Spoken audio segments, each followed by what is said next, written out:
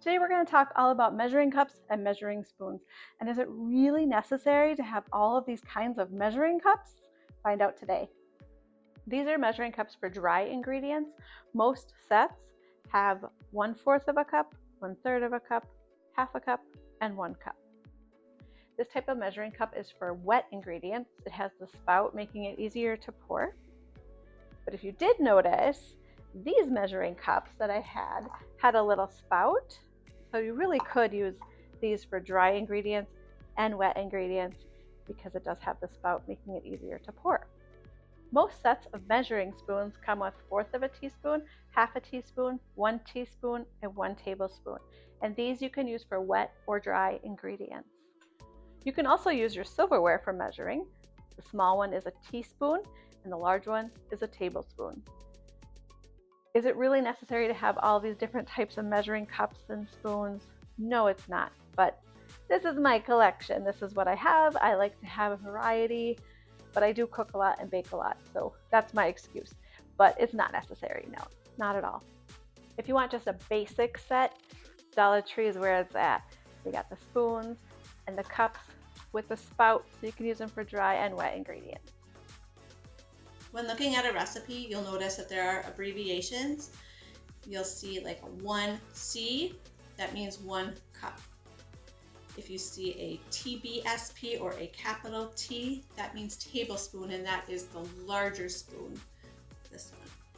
If you notice a Tsp or a lowercase t, that is teaspoon, and that is this one. OZ is ounce. So if you see 8 OZ, that means 8 ounces, which is also equal to 1 cup. When you see a PT, that means pint, and that is 2 cups. And when you see a QT, that means quart, and that is 4 cups. If you see LB or PD, that means pound, like 1 PD hamburger, that means 1 pound of hamburger. And 1 pound is equal to 16 ounces. Now that you've learned your measurements, let's put that to use and make a really good snack. Let's make some seasoned pretzels.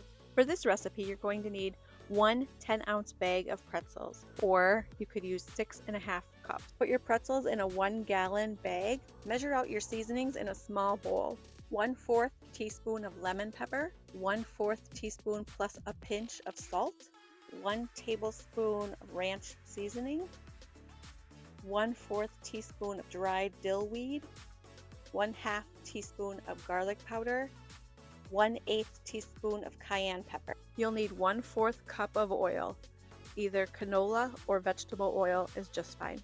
Pour the oil on top of the pretzels and then pour your seasoning on top and zip up your bag and shake it really good to make sure you get all the oil and the seasonings distributed evenly through the pretzels. Let this sit on your counter for at least 3 hours.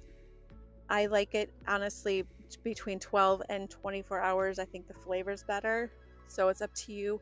You can test it after 3 hours and see if you like the flavor. If you want a little bit stronger flavor, let it sit. Every once in a while, though, just shake the bag, turn it over, and that'll spread the seasoning and the oil around a little bit more too. It's been 24 hours, and this is what the pretzels look like. They are about a mild to medium heat level, so if you don't like it too spicy, just cut back on the cayenne a little bit. And just for funsies, we're going to go over obscure measurements. A tad is 1/4 of a teaspoon. A dash is 1/8 of a teaspoon. A pinch is 1/16 of a teaspoon. A smidgen is 1/32 of a teaspoon. And a skosh is half of that. If you see this in an older recipe, I would just do a pinch for each one except the actual pinch. I would do 2 pinches just because 1 pinch isn't quite enough. A couple more weird ones for you. A glug is 1 to 2 tablespoons, and I have 2 tablespoons in this. And a splash is half a teaspoon. There's just a little bit in there. A dollop is a spoonful. It just depends on the size of the dish that you're making, whether it's a teaspoon or a tablespoon. Scant means the item that you are measuring is just under the top of the measuring spoon or the measuring cup. Level means that the item that you are measuring is level with the top of the measuring spoon or measuring cup. Rounded means that the item that you are measuring is slightly over the top of the measuring spoon or measuring cup. Heaping means to get as much of the item as you can onto the measuring spoon or the measuring cup without spilling. Thanks for joining me today. Please like, share, and subscribe, and go make those pretzels. They are really, really good. I'll see you guys next time. Bye-bye.